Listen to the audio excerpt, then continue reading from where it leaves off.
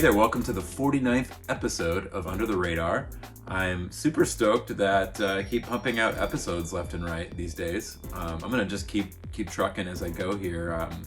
I don't know, I feel like this extra fire underneath me to get episodes out. So before I get into this episode, I wanted to let you know that I just dropped the Aletheia EP, 4 songs. It's free on Bandcamp. You can name your price and you can pay $0 and get 4 songs, 2 of which are on Escape Babylon, and the other 2 are B-sides from the recording sessions that didn't make the record. So feel free to go download that if you would like. And before I beat that horse to death, let's just get into this episode. So in the last episode, I covered my old band, Midwest Blue, and our third release, or I guess our final release as a band before we broke up. Although we did get back together at another point and put out some other material, which, by the way, why I'm bringing that up is on our final posthumous collection or compilation of material, there was a song featuring one of the members of the band I'm about to cover, which I mentioned back in a previous episode. This is a repeat band, a band from Elgin, Illinois. And I don't have to go into the history again, so I won't. But this is a phenomenal record. I covered the band's debut EP, and then a year later, after their EP release, or a year and a half maybe, they dropped this baby. The full-length record by Colossal, Welcome the Problems, their only full-length album. It was originally released on Asian Man Records on CD, and then at the same time, Grey Flight Records put it out on vinyl, and it's a Merlot colored vinyl. I'm pretty sure this is a very limited pressing. It's such a beautiful record. Anyway, before I break into the song choices, I guess we should talk a little bit about the details and share a few stories. So this record was produced by Scott Adamson. He also did some percussion and drums on the record, I believe, along with Rob Killenberger. They recorded this at Semaphore, where they recorded their debut EP. Some other bands that recorded with Scott were Unique Chic and Honor System and The Ghost, great Chicago bands. After the release of the band's debut EP, Brave the Elements, their bass player Jeff left the band, and he was replaced by none other than Eli Caterer of Smoking Popes and Duval. In addition to Eli joining the band, also Neil Hennessy from the Lawrence Arms joined the band as a second drummer. So the band at this point in their existence was doing shows with Neil and Rob on drums at the same time, and it was amazing to watch both of them. I mean, Rob's such a beast anyways, Mr. Viking drummer. But yeah, kind of going along with what I said in the episode when I covered their EP, I would say that Mike Kinsella of American Football, he kind of started this whole trend of jazz tone guitars with kind of trumpet and emo, and he kind of started that. But I think the difference between Colossal kind of expanded on that idea. And Rob's drumming, first of all, is a powerhouse. He's a beast on the drums. He hits them very hard. Unlike, American Football, where it was much more jazz-style drumming. And don't get me wrong, Rob definitely has moments where he's playing very light, and there are super melodic, quiet moments on this record. But largely, I'd like to say that, Mike Kinsella being the pioneer, I think that American Football was definitely one of those bands, along with Tortoise, but Colossal's the next band to take it to another place, especially with Pat Ford being the lead vocalist and having a lower voice. Talk about being counter to the trends at the time. Everything was loud in 2004, 2003, 2005, all 2002, all those years were this emo, screamo, loud guitars and screaming, and it was just kind of oversaturated. Even the band that I was in, the last release that I covered, Midwest Blue, you can hear that sound was kind of beaten to death. And this band came out with this breath of fresh air and had low vocals, low register singing, with really clean guitar work, trumpet, but at the same time, like, they did rock hard. And I was also feeling it at the time. Like, I was like, I was kind of done with the loud guitars, and it just was like overdone. And Colossal was one of a few bands that I could like really stand at the time, and they were like heroes to me in our scene. One of my favorite Chicagoland area bands. I think criminally underrated. I could talk more about them, but I wanted to start getting into these songs because they are amazing. So let's start off with the opening track, The Dusk of Us.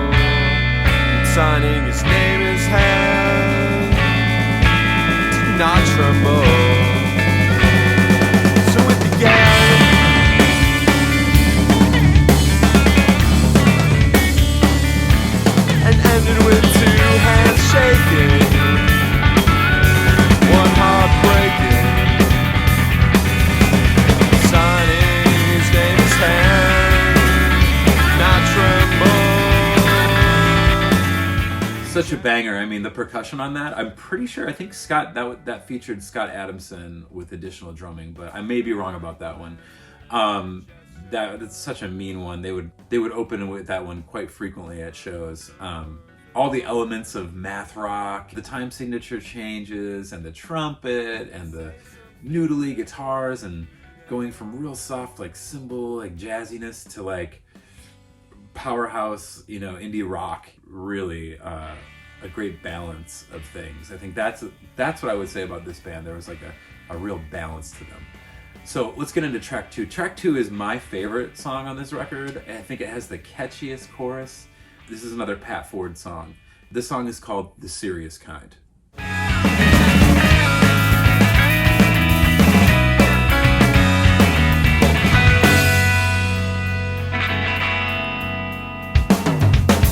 Something we asked you, did the questions ever ought to elude you? Now it's down to do the questions to let you resubmit now. Was it something I asked you? Did I stutter? Did my words elude you? Did I expect the open and slow? Any trace of dignity, keep it underground. Keep any memory of us buried underground.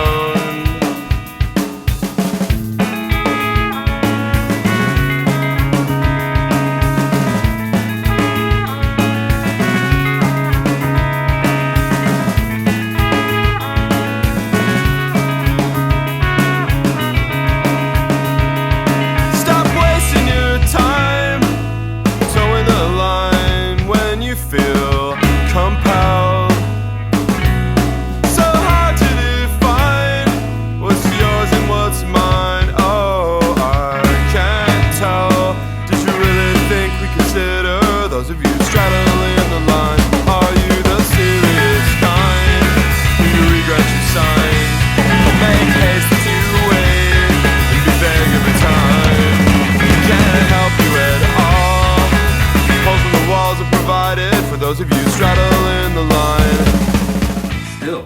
every time, that chorus. Oh, I love it. Like, something about it just like does something to me. I think the next song really showcases some of the really cool guitar ideas they had. Like, it was almost like, especially in this next song, like the way that the guitars were very like, they start off kind of like echoing each other, and then kind of like mathematically almost like being confusing with like each of their time signatures. I don't know how to describe it, but it's just very cool guitar work on this song. This song is called Hot Probs.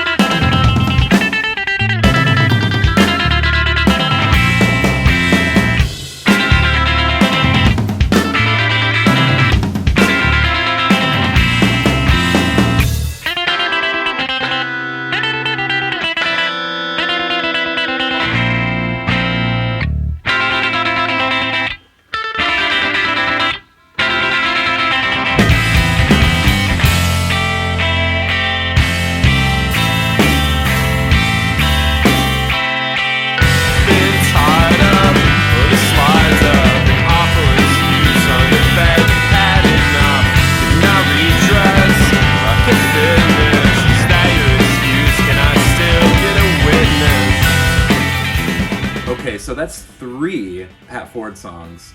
Let's not just beat Pat songs to death here, because on the first EP I did play, there was one song on their EP that had Jason Flax singing on it. And anytime you hear trumpet, that's Jason. But Jason also played secondary guitar, and he did sing on some of their songs. And he sang on 3, I believe, on this record. And this is probably my favorite Jason song on the record. This one is called The 1/5 Compromise. I'll leave this unconvincing voice upon the air outside. I'll leave it on the air. I'll leave it on the air outside. Rationalize, deny the fact all the way.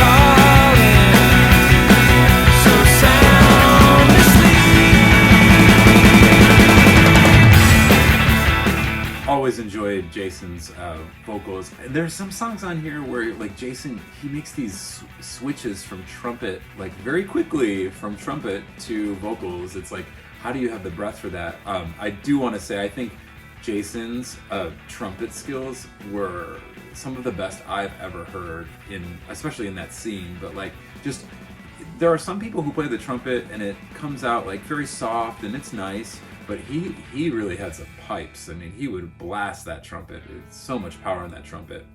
Let's get to this last one here. This song, it probably has one of my favorite lyrics in the song.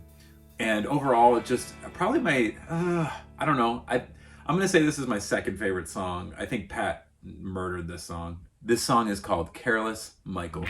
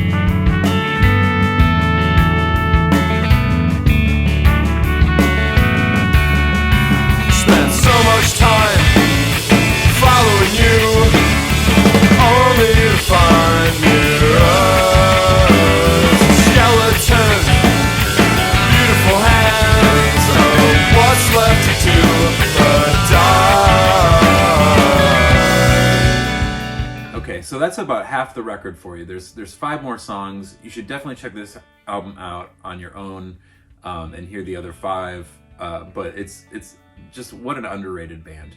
I did want to share a few stories. I remember seeing Colossal at Bottom Lounge one time, and they had I had like recently gotten the Police box set, Message in a Box, and I was like obsessed with just their entire catalog, and I was studying more of like the album cuts, the deep cuts, and the song I was in love with called Omega Man, and it was like within like a month or 2, I was at Bottom Lounge watching Colossal play, and they covered Omega Man, and I was like, it was amazing. And the band actually did a studio version of it, and it's never been released because Grey Flight, the label that put this vinyl record out, was supposed to do a compilation, and I never saw the light of day. So I'm still curious about that, and I've asked the guys before. They're like, yeah, it's still supposed to come out like somewhere, like it will see the light of day.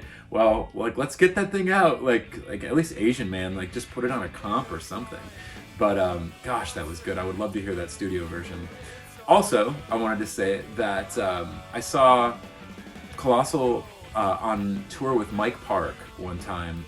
They played, it was in Rockford. It was Mike Park, Colossal, Felix Culpa, and Jenny Choi opened. And Jenny Choi, she was a songwriter. I think she was from like the Bay Area originally, of Cali, and she was living in Chicago for a while, and she put out a solo record on Double Zero Records, which I've covered, you know, that label and some of their releases in the past here. But then she started a band called Santa Juan, which was an amazing band. And I remember them performing on stage at this little club in Rockford. Rob Kellenberger comes up on drums, and it's just Jenny on keys. And they did a duo, just the two of them covered Jawbreaker's Accident Prone from my favorite album by Jawbreaker, Dear You. And it was so unique and amazing, and her voice with it, and Rob's like, you know, very heavy, aggressive drumming. It was really awesome. That is something I would have loved to hear also on recording. At that specific show in Rockford was when I found out from Mike Park on stage that he was doing a bicycle tour. Like, it was called the Plea for Peace Bicycle Tour. And that, I had been getting into, you know, bicycling from like McHenry to Elgin a lot at the time. And I was like, no way, like that would be so fun, like an actual tour down the West Coast on your bicycle, and you just got to raise like $1,000. And so it was like one of the coolest things I've ever done. Maybe I'll expound more on it in like one of my Dorm Life episodes or something. But yeah, I also saw Pat Ford perform solo one time with Mike, and can I just say, like, Pat Ford had such a unique like style of playing and tuning his guitar and singing and lyricism, and when I saw him solo, I appreciated him even more. It was really cool to watch. And I remember talking to Rob Kellenberger one time about how jazzy they were, you know, and Rob actually told me that he had to like tone it down, like tell Pat to tone down the jazziness. And I think that's why I love Pat and Colossal and like their style so much, because I'm such a, like, I just am prone to jazz chords and versions and things like that. I love those kinds of sounds and combinations of notes. And anyway, props to Pat Ford, props to Rob, Jason, Eli, Jeff, like the whole crew.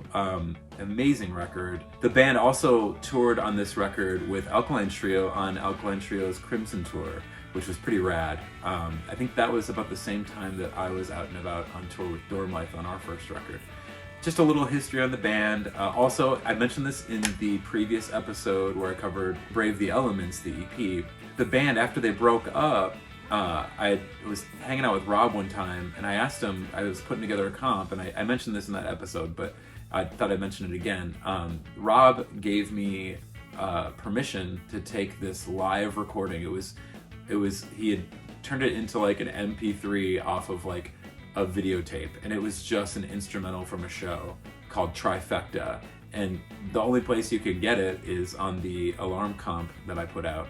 So if you would like, there's a link here. You can go check that out and download that Colossal track for free if you'd like. I also failed to mention that at that Rockford show, Colossal was Mike Park's backup band. Like, Colossal played on this entire North Hanguk Falling album as Mike Park's band, and oh my gosh, this is a great record. It's like part 2 of Welcome the Problems, but with Mike Park singing his own, lyrics and stuff. It's really a cool combination of things. Also, I failed to mention that Colossal had an amazing cover of a Jawbox song called Spitbite that was on this Until the Shaking Stops comp put out by Two Sheds Music. And I'm pretty sure that's highly out of print. I don't know if the Mike Park album is still in print. He may have some in his store at AsianManRecords.com. But yeah, happy hunting. Oh, I also failed to mention, Colossal did a split with Owen many years later. This must have been, I think this was 2015 when this came out, or 2016, I can't remember. Very cool split with two, like I said, revolutionary bands in my opinion. Like, Owen is obviously the singer of American Football, Mike Kinsella, the pioneer who kind of started a lot of this, and Colossal continued it. And both bands together on one 7-inch that was put out by Asian Man Records. Also check that out. You could probably find that song online somewhere. And on Discogs, you could probably find Welcome the Problems and Brave the Elements EPs. In other news, once again, I just am stoked that I got the Aletheia EP out on Bandcamp. The single for Second Coming is now out on Spotify and iTunes and everything. And I'm working on a ton of music videos right now. More new music. My mixtape is getting closer and closer to being done. Should be pressing Escape Babylon on CD soon. And yeah, that's about it for now. I'm gonna probably come back with the 50th episode really soon. And I just, I appreciate all the comments that I've been getting as of late, and subscribers, and spread the word if you're enjoying this to anybody that you think that might find it interesting. I know it's a very niche thing to cover all these old albums and things from a scene that's been dead for quite some time, but I get a lot of enjoyment out of connecting with you all. And yeah, thank you for the emails, the messages, the comments. I'll be seeing you again soon, and thank you for your time.